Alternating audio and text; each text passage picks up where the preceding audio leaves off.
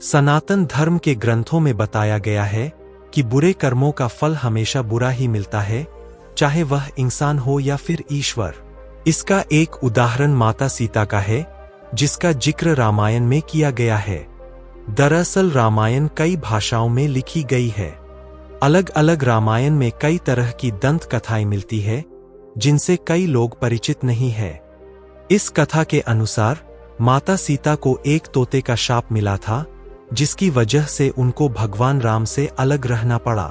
पहले माता सीता को वनवास के दौरान रावण अपहरण कर लेता है और उसका वध करने के बाद माता सीता के साथ भगवान राम की अयोध्या में वापसी होती है।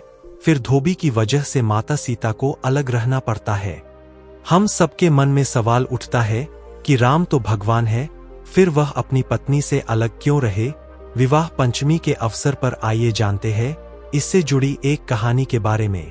बगीचे में सहेलियों के साथ थी माता सीता। कथा के अनुसार माता सीता बाल्यावस्था में अपनी सहेलियों के साथ बगीचे में खेल रही थीं।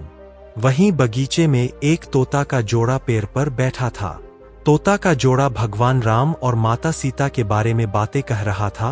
उनकी बातों को सुनकर माता का ध्यान उन पर गया। मादा तोता बोल रही थी कि अयोध्या के राजकुमार राम काफी प्रतापी राजा होंगे, उनसे माता सीता का विवाह होगा। तोते की बात सुनकर हो गई थीं अचंभित। तोते के मुख से भावी पति का नाम सुनकर माता सीता अचंभित हो गईं। उन्हें अपने बारे में और जानने की इच्छा जागृत हुई, इसलिए उन्होंने अपनी सखियों से कहकर दोनों पंछियों को पकड़ लिया। फिर उन दोनों को पुचकारक पूछा कि भविष्य के बारे में इतना ज्ञान कहाँ से प्राप्त हुआ। तब पंछियों ने बताया कि इससे पहले हम महर्षि वाल्मीकि के आश्रम में रहते थे, जहां हर रोज राम और सीता के जीवन के बारे में बताया जाता है। इसलिए उनको दोनों के बारे में हर चीज कंठस्थ याद हो गई है। सीताजी के सवालों के जवाब देते रहे तोतों का जोड़ा। सीताजी ने पंछियों से कहा कि जिस जानक पुत्री सीता की तुम लोग बात कर रहे हो, वह मैं ही हूं।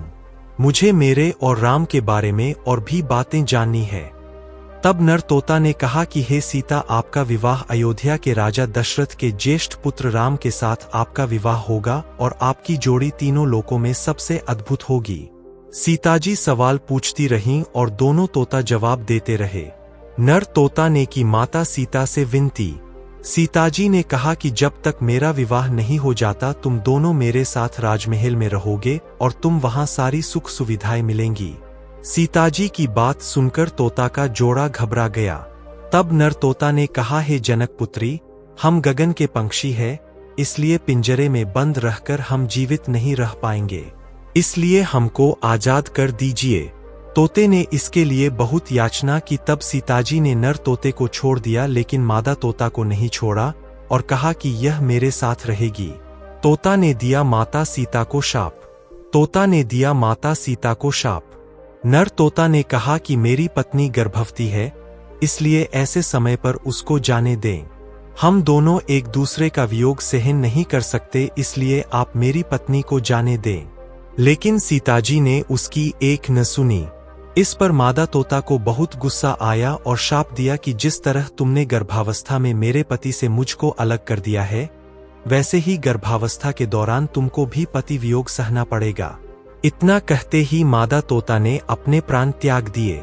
मादा तोता के प्राण त्यागने के कुछ समय बाद नर तोता के पत्नी वियोग में प्राण चले गए। इससे माता सीता को बहुत दुख हुआ, लेकिन तब तक बहुत देर हो चुकी थी।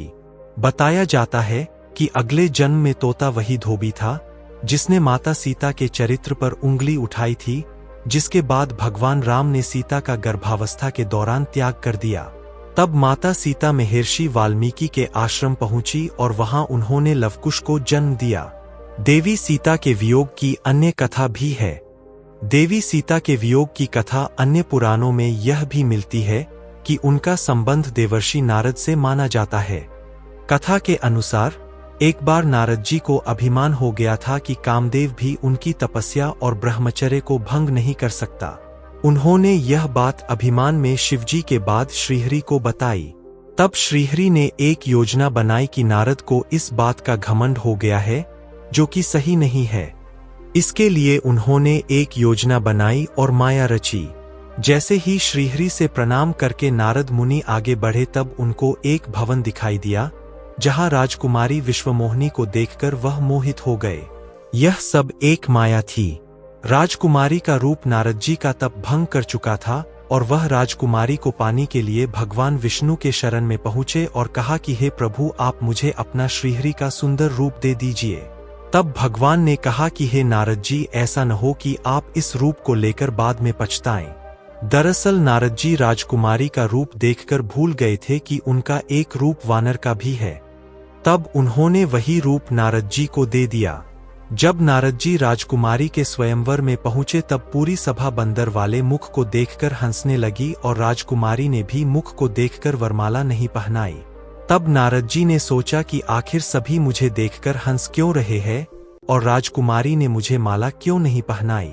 तभी भगवान विष्णु सभा में पधारे और राजकुमारी ने उनको माला पहना दी।